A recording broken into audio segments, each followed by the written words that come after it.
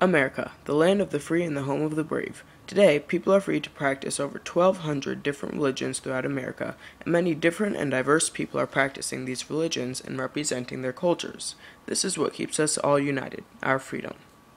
But imagine a world where we don't have our freedom, a land where we are forced to conform to one religion, and those who don't are no longer accepted, and could even be punished for their beliefs. Well, that's exactly what happened in 17th century colonial America. It all started in 1620, when people in England wanted to practice their own religion. We know them today as pilgrims. Another name for them at that time was a Puritan, a person who wasn't content with the Church of England and worked towards their own religious and societal freedom. Puritans decided to leave and go to America.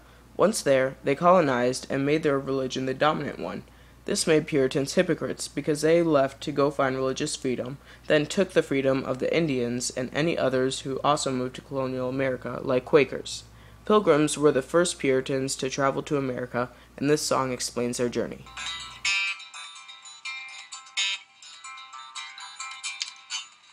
In the year of 1600, North America had seen 20,000 years of native peoples and just a handful of Europeans. Even in 1607, British Virginia was a flop, barely worth investors' money before they had tobacco crops. Meanwhile, back in Britain, folks were getting jailed and fined for practicing religion different from the official kind. These separatists moved to Holland in 1609, but it was tough there too, and they knew they'd have to go somewhere else sometime. So a deal was struck in 19 with the London Company.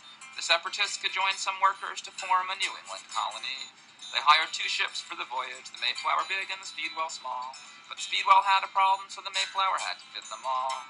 102 passengers, including kids and wives, some seeking religious freedom, some wanting work and better lives, left England on the Mayflower in September 1620 for that journey where the space was tight and the dangers were so many. Halfway a main beam fractured, there were awful winds and storms. On the 66-day journey, 2 folks died, 1 was born. They reached land in November, too far north in winter weather. They wrote the Mayflower Compact, an agreement to stick together. They called the new place Plymouth, and they planned to make it home. They stole corn from the natives and lived on their boat alone. But the winter time brought sickness on that Mayflower afloat. When spring arrived, only half of them survived to leave the boat. And these folks we call the Pilgrims built the Plymouth colony, while Captain Jones sailed the Mayflower back to its home across the sea, where they took the boat apart that never saw the colony grow. But that became the start of the United States that we now know. And now every November there's a Thanksgiving holiday where we eat foods and remember the dudes who rode the Mayflower this way. But let's reflect on the 1600s when North America had seen 20,000 years of native peoples and just a handful of Europeans.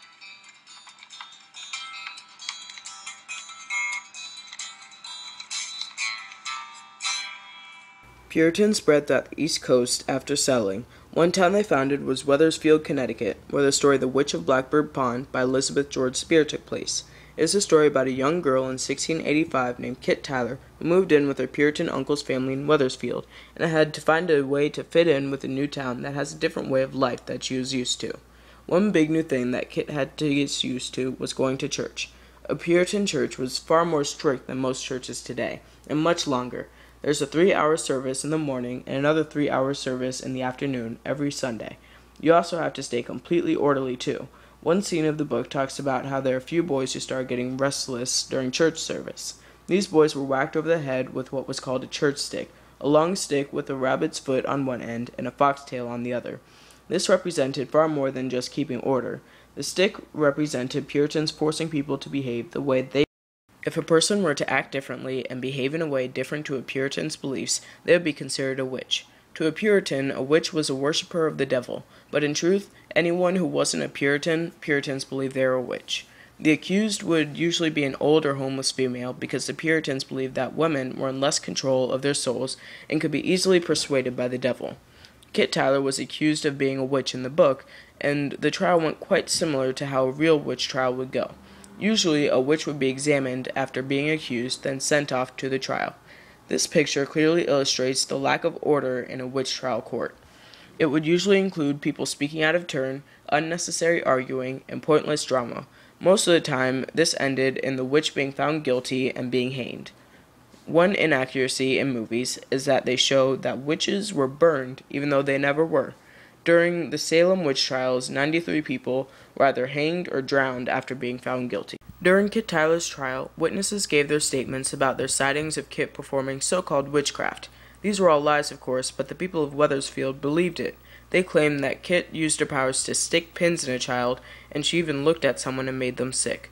There were many witches who had been accused of doing odd things.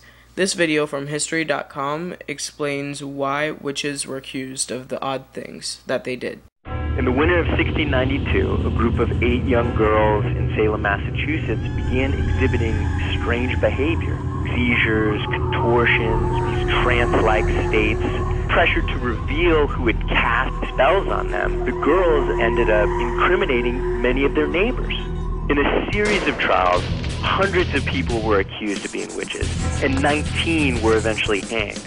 And ever since, historians have wondered what caused this terrible calamity. Was this a prank that got out of hand? Was this a grudge against angry neighbors? Now, one of the most compelling theories is that this was a rare case of food poisoning.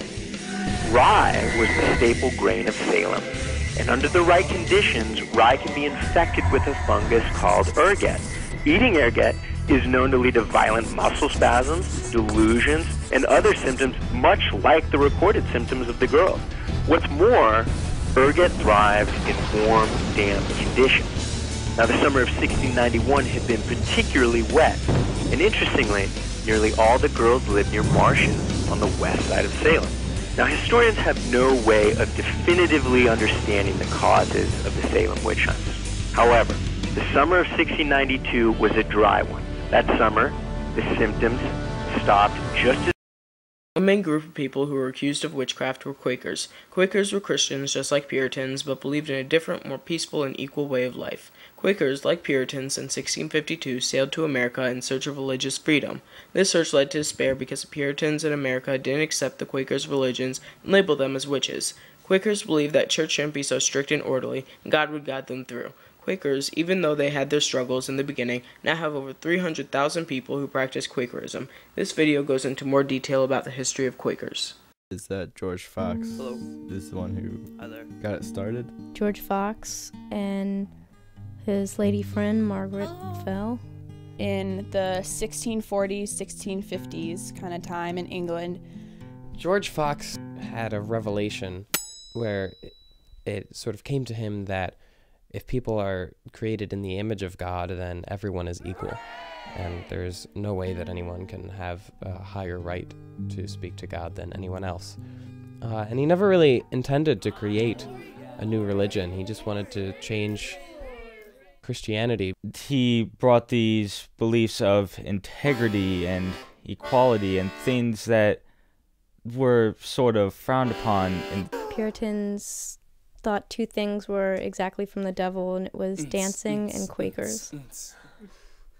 and then William Penn, obviously the founder of Pennsylvania, he made the land that he had kind of a safe haven for Quakers and other religious groups that sought acceptance. Due to Quakers' religious preferences and moral tones, they had very good relationships with the Indians. Quakers who weren't in Pennsylvania had two choices. Either they go to Puritan church or they pay fines for not attending and risk being arrested. Quakers didn't believe in the Puritan church's strict ways. A Quaker church was open to everyone and, unlike Puritan churches, no one would be whacked with a stick. Most Quaker services would be a time of silence where people can pray for whatever they want. The church didn't have voting or pastor because Quakers believed that God would lead the way in their service. This picture is an important picture because it shows that Quakers don't have to be orderly and strict to have a good religion. School was an important part of Puritan life. School was supposed to teach kids how to read, write, and learn discipline. Puritan schools didn't have the textbooks and libraries that we do today. Instead, they had an item called a horn book. A horn book was a wooden paddle with lessons on paper attached to it. But in Wethersfield, all they allowed on the horn book was the alphabet and the Lord's Prayer. It's an important artifact because it showed that all Puritan children would be able to learn was the alphabet and religious works. In America, private schools are available for kids to attend for a certain amount of money. However, most schools are available for free. In the 1600s, school in Connecticut wasn't quite like this. The kids had to pay a certain amount of money a week to attend school, and sometimes they would even have to sell eggs or wool. But this wasn't just one school in Connecticut, this was all Puritan schools there. Also, a school wasn't in its own separate building. Class would usually be held in the teacher's home, which could even be a child. This shows that even though Puritans tried to be more orderly than any other religion, they're still, like all other religions, not perfect.